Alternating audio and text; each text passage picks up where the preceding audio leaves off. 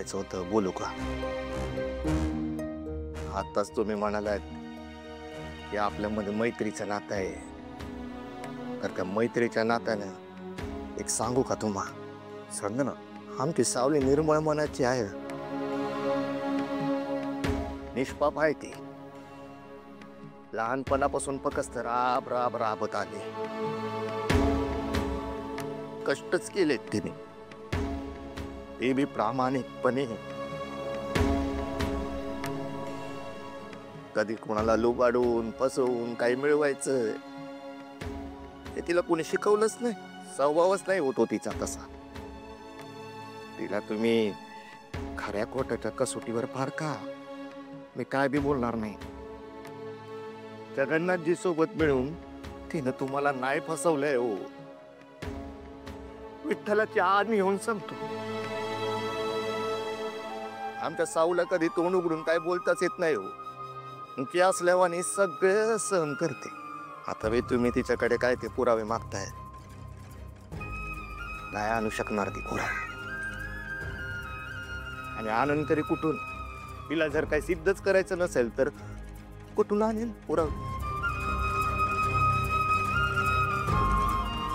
या घरात तिचा एवढा अपमान होतो, घालून पाडून बोललं जातं, पण हू की चू करत नाही आमची साऊ.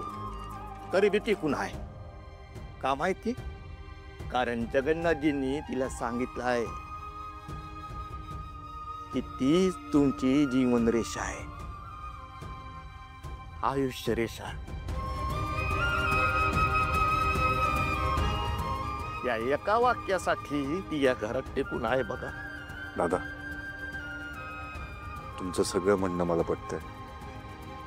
तुझ्या भावनांचा मी आदर करतो, पण एक गोष्ट सांगू, प्रत्येकाच्या आयुष्यात असा एक प्रसंग येतो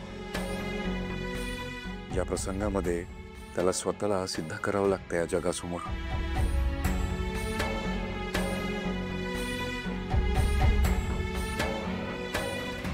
आणि प्रत्येकालाच लागू होतं.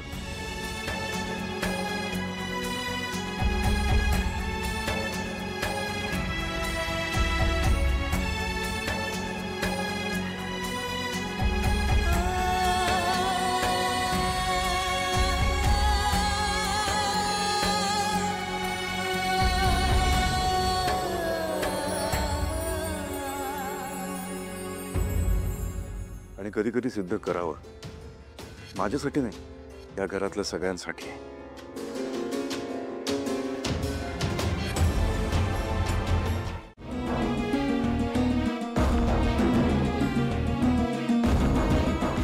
हा हॅलो साऊ, झाले का ग बाई काही हालचाल? हालचाल कसली? अगं मग कशी नाही का फोन केलता तुला पैशांसाठी? आपलं आजारी आहे ग, भरलाय त्याला, बेशुद्ध पडलंय पोरग, हॉस्पिटलात घेऊन चाललोय त्याला. काय पैसे लागणार आहेत ना? नाही जगदेवला मी फोन नाही लागत आहे. मी घेऊन चालले बरं का 5 स्टार हॉस्पिटल मध्ये त्यांना. तू काही करू नको, बसून राहा तिकडं. माझा नवरा भरल बिल, आलं का लक्षात? फक्त ना एकदा त्याचा फोन लागू दे, मग सांगते. जाऊ बघते का तेवढं पैशांचं. आई आई तू काळजी करू नकोस, मी माईंकडे जाते आणि काहीतरी व्यवस्था करते. मी आत्ताच निघते.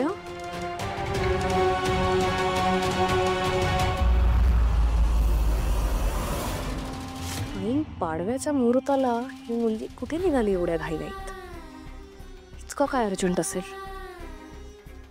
हे प्लॅन तर शिजवत नसेल ना? त्याच्यावर लक्ष ठेवायला हवं.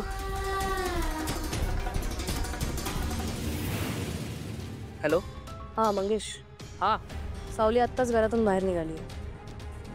ती कुठे जाते, काय करते, जरा बारीक लक्ष ठेव तिच्यावर. Okay madam. आणि हो, कोणाच्याही लक्षात येता कामा नाही. मॅडम तुम्ही काही टेन्शन घेऊ नका, मी सगळं नीट करतो.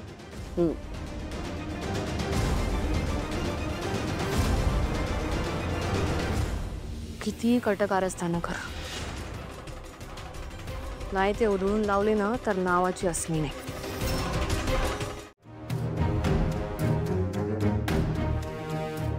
ऐश्वर्या, माझी साडी जरा नीट करतेस का प्लीज? अमृता वहिनी, किती दिवस माझ्यासोबत राहतेस? शिकून घ्यायचं ना. ठीक आहे ग, तुझी गोष्ट वेगळी आहे. तू आपल्या घरचा एवढा मोठा बिझनेस सांभाळतेस, 4 लोकात उठबस करतेस. माझं काय, मला कुठे जायचं असतं, घरात तर असते मी. नाही ठीक आहे तुझं म्हणणं. कितीही नाही म्हटलं तरी मेहंदळेंच्या सुना आहोत आपण, नीट राहायला पाहिजे. बरं बाई, शिकेन हळूहळू. वहिनी, ती मूर्ख मुलगी दिसत नाहीये घरी. कोण सावली? हम्म. ऐश्वर्या, तुला कधीपासून तिची काळजी वाटायला लागली? काळजी वगैरे काही नाही, घरात खूप कामं आहेत. ती कामं सोडून कुठे गेलीये म्हणून विचारते. अगं असेल इथेच कुठेतरी, कुठे जाणार आहे? असेल तर मग दिसायला पाहिजे ना घरात. आसपास दिसत नाहीये म्हणून मी विचारलं कुठे गेलीये. बरं बाई, सोहम बबलूला विचारते, त्यांना माहित असेल. नको काळजी करू. पण सोहम आणि बबलूला का आहे ना, म्हणजे ती नक्की घरात की गेलीये ना सांगता कुठेतरी फिरायला? ऐश्वर्या अशी कशी जाईल कुठेतरी?